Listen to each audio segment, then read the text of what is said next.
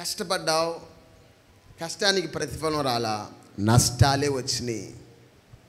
మంచి చేశావు, మంచికి మంచి కాదు కదా, ఏమీ చేయకపోయినా నీకేం చేశారు? కీడు చేశారు. ఒక ఉద్దేశంతో, సహాయపూర్వకమైన ఉద్దేశంతో సహాయం చేశావు, దాన్ని ఆసరాగా తీసుకుని మోసపరిచారు నిన్ను.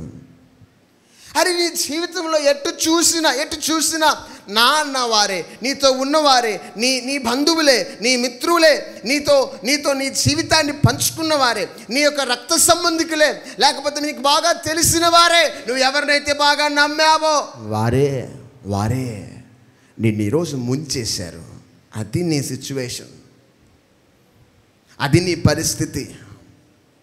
ఇప్పుడు నీ జీవితాన్ని నువ్వు పరిశీలించుకుంటే ఒంటరివాడివి. ఏం చేయాలో అర్థం కావట్లా, ఎలా చేయాలో అర్థం కావట్లా, ఏ మార్గము గుండా వెళ్ళాలో తెలియట్లా. అయితే జరిగినవన్నీ గుర్తుకొస్తున్నాయి. నిన్ను మోసం చేసిన వారు నీకు గుర్తొస్తున్నారు, నిన్ను ముంచేసిన వారు నీకు గుర్తొస్తున్నారు, నీకు కీడు చేసిన వారు నీకు గుర్తొస్తున్నారు, నిన్ను నిందించిన వారు నీకు గుర్తొస్తున్నారు, నిన్ను బాధ పెట్టిన వారు నీకు గుర్తొస్తున్నారు. కన్నీరు మున్నీరైపోయి నీ జీవితం ఏమి చెయ్యాలో తెలియక, తర్వాత నా పరిస్థితి ఏంటో అర్థము కాక ఒంటరివాడివైపోయి ఈ వాక్యాన్ని నువ్వు వింటున్నావేమో.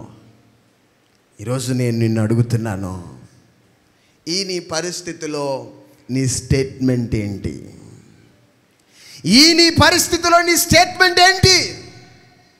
కీర్తనకారుడికి ఇటువంటి పరిస్థితి వచ్చింది.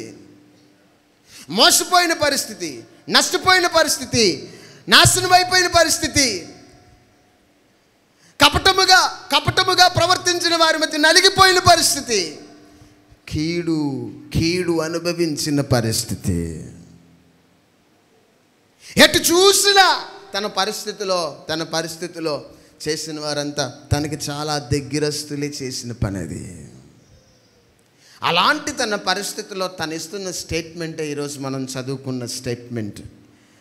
8వ మాట, నేనైతే ఇంక నేను బ్రతకను, నాకొద్దు ఈ జీవితం, నేనైతే ఆడంతు తేలుస్తా, నేనైతే వాడి నోరు మూయించేస్తా, నేనేంటో చెప్పను కానీ చేసి చూపిస్తా అని అంటలేదు కీర్తనకారుడు. ఏ రకమైన రివెంజ్కి వెళ్ళట్లేదు కీర్తనకారుడు. ఏ రకంగా తనకు తానుగా ఇన్వాల్వ్ అయ్యి, తన జీవితం పట్ల జరిగిన విషయమై తనకు తానుగా ఇన్వాల్వ్ అయ్యి ఏదో చేసి ఏదో సాధిస్తాను అని కీర్తనకారుడు అంటలేదు. కానీ తనున్న ఆ పరిస్థితిలో కీర్తనకారుడు అంటున్న మాట, నేనైతే దేవుని మందిరంలో పచ్చని ఒలీవ మొక్క వలె ఉంటాను. నష్టపడిపోయిన నీ జీవితంలో, కష్టపడుతున్న నీ జీవితంలో, మోసాలు గుండా వెళ్ళిన నీ జీవితంలో, కపటోపాయాల మధ్య నలిగిపోయిన నీ జీవితంలో, అనేకులు నిన్ను ముంచేసిన పరిస్థితిలో ఈరోజు నువ్వు ఆలోచిస్తే ఆత్మహత్య నీకు గుర్తుకొస్తుందేమో. ఈరోజు నువ్వు ఆలోచిస్తే నీ కడుపు రగిలిపోద్దేమో.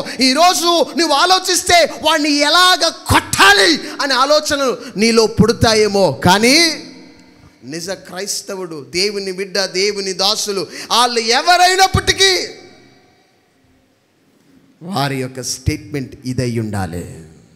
వారు ఎవరైనప్పటికీ వారి యొక్క నిర్ధారణ ఇదై ఉండాలి. ఏంటో తెలుసా?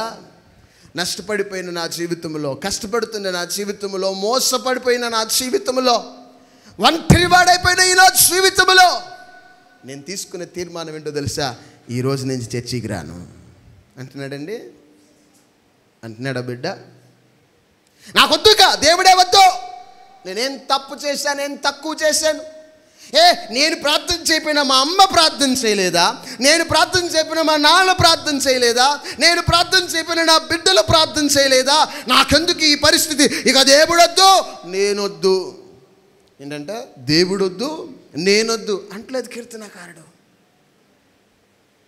తనున్న ఆ పరిస్థితిలో కీర్తనకారుడు ఇస్తున్న స్టేట్మెంట్ ఏంటో తెలుసా? దేవుని మందిరములో ఏమంటున్నాడు ఆయన? చెప్పాలి. దేవుని మందిరములో పచ్చని ఒలీవ మొక్క వలె ఉన్నానంటున్నాడు. హల్లెలూయా.